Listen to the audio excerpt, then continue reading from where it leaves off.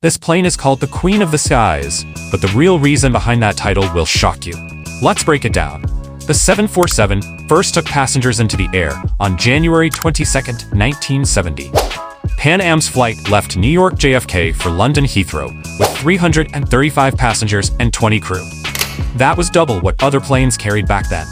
In normal seating, the 747 held 366 to 416 people, and in Japan's short-haul routes, airlines packed in more than 600 seats.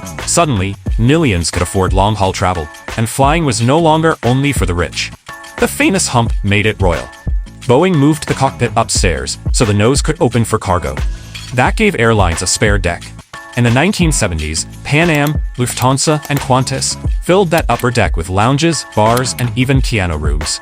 Passengers weren't just flying, they were dining and drinking in the sky. The shape of the 747 became so iconic that airports from Heathrow in London to Narita in Tokyo had to build longer runways and new gates just to handle her. With a range of about 5,300 nautical miles on the first 747-100, it joined cities like New York to Tokyo and London to Los Angeles nonstop. It became the first true global airliner, shrinking the world in a way no jet before it had done. Here's the twist. Boeing thought this plane would be temporary. In the 1960s, they believed supersonic jets like Concorde would replace it by the 1980s. But instead, the 747 stayed in service for over 53 years.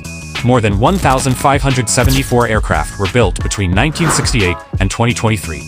It carried over 3.5 billion passengers, hauled millions of tons of cargo, and even became the official Air Force One for U.S. presidents from 1990 onwards. The final 747 ever made rolled out of Boeing's Everett factory in December 2022, delivered to Atlas Air in January 2023. That's why the Boeing 747 truly earned her crown as the Queen of the Skies. That's the truth from Redline Aviation.